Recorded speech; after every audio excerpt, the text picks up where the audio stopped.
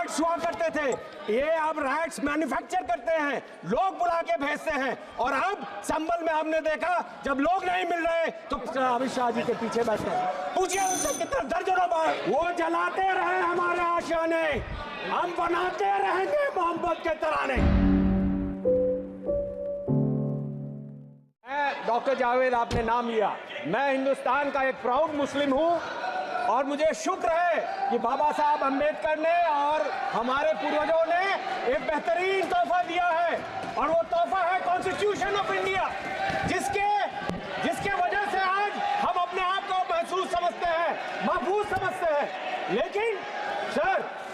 लेकिन जो ये मौजूदा सरकार पिछले 10 सालों से चल रही है, हमारे साथियों के साथ जो अन्याय हो रहा है वो बर्दाश्त के काबिल नहीं है।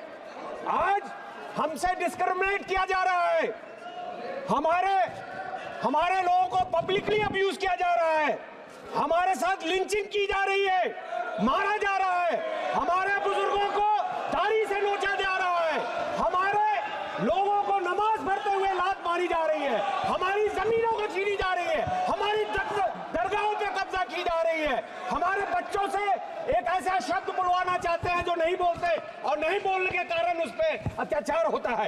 ये आज का हिंदुस्तान है इनके सामने, इनके चलाते हुए, जिसका हम विरोध करते हैं। और सर वही नहीं, पिछले कुछ दिनों में 686 हेट स्पीचेस हुए। आपको जान के ताजुब होगा सर, किसको लात मारा आप बताए, तथ्य दीजिए, किसको कहा लात मारा, तथ्य दीजिए। हम देंगे सर। नमाज पढ़ते वक्त दुनिया ने देखा, ताजुब है आप छुप गए देखने के लिए। सर 686 हेट क्राइम्स हुए हैं पिछले वारदात, लेकिन उनमें से हेट मॉन्गर्स के खिलाफ कुछ भी नहीं किया इस मौजूदा सरकार ने। और किसके खिलाफ कर रहे हैं कार्रवाई? उनके खिलाफ जो विसल ब्लोअर हैं, उनके खिलाफ जो न्यूज देते हैं, सोशल मीडिया कहता है। मीडिया तो बिका हुआ हम सब जानते हैं, इन्हीं के कंट्रोल में है। लेकिन और वही नहीं, हमारे ट्राइबल्स के खिलाफ उनकी जमीनें, उनकी फॉरेस्ट छीनी जा रही हैं। 10,000 से ज्यादा केसेस दिए गए उनके। सर हमारे 2011 के सेंसस के हिसाब से 12.2% मुसलमानों की आबादी है। और आपको जान के ताजुब होगा कि 54 मिनिस्ट्रीज में 11,131 ऑफिसर्स में मुसलमान सिर्फ 171 है, जिसका परसेंट 1.6 है। यहाँ हमको जो हमारे हिसाब से मिलना चाहिए वो नहीं मिलता। लेकिन अगर जेलों में आप तादाद देखेंगे तो मुसलमानों की तादाद 31 है, उसमें ज्यादातर इंडर ट्रायल है जिनको जबरदस्ती भरा गया है। हमारे स्टूडेंट्स को, हमारे एक्टिविस्ट को इनको निकालना होगा। पिछले 10 सालों में हमने देखा, पहले रैट्स हुआ करते थे, ये अब रैट्स मैन्युफैक्चर करते हैं, लोग बुला के भेजते हैं। और अब संभल में हमने देखा जब लोग नहीं मिल रहे तो प्रशासन ने गोली चलवाई। हम ये बर्दाश्त नहीं करेंगे। हम ये नहीं जानते कि ये कब समझेंगे कि संविधान सबके लिए है। ये संविधान हम सबके लिए बराबर है। सबसे अफसोस की बात है कि आर्टिकल 26, आर्टिकल 15 में हमें अपने जगहों का हमें इजाजत दे जाता है, हमें अपने जो इदारे हैं उसको चलाने का इजाजत देता है। लेकिन ये वक्फ अमेंडमेंट बिल लाके ये चाहते हैं कि बैकडोर से हमारी जमीनें छीन लें। हमारी जो प्रॉपर्टीज हैं, जो हमारे पूर्वजों ने दान किया, गरीबों के लिए, मिस्किनों के लिए, बेवाओं के लिए, जरूरतमंदों के लिए, उसको वो छीनना चाहते हैं। और इनकी एजेंसीज बोलती है कि हम जहाँ चाहेंगे उसको वक्त मिल देंगे। आप जानते हैं सर, और मीटिंग में अभी जेपीसी चल रहा है, आपको जान के ताजुब होगा कि यहाँ पे नॉन स्टेक होल्डर्स को बुलाया जा रहा है। क्यों बुलाया जा रहा है उनको? क्या योगदान है उनका? सर यही नहीं, सबसे अफसोस की बात यह होती है जब आदरणीय प्रधानमंत्री जी कहते हैं सबका साथ, सबका विकास और सबका प्रयास।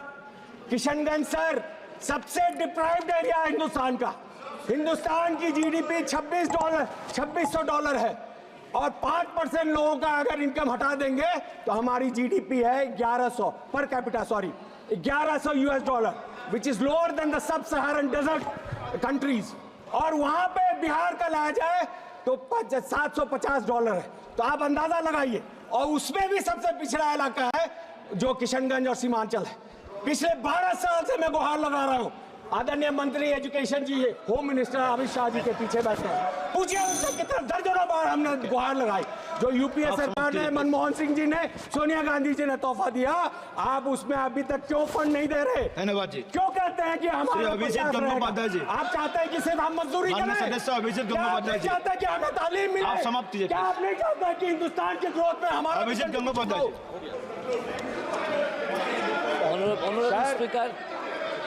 Honorable Speaker, आखिर में मैं I have decided- आखिर में एक लाइन बोल के आपसे ज्यादा I have decided to talk sir, in my mother एक लाइन tongue. बोलना चाहता हूँ। That is अरे Bengali. माइक दो यार, माइक नहीं है सर। सर, आप कंटिन्यू करो। वो चलाते रहे हमारे आशियाने।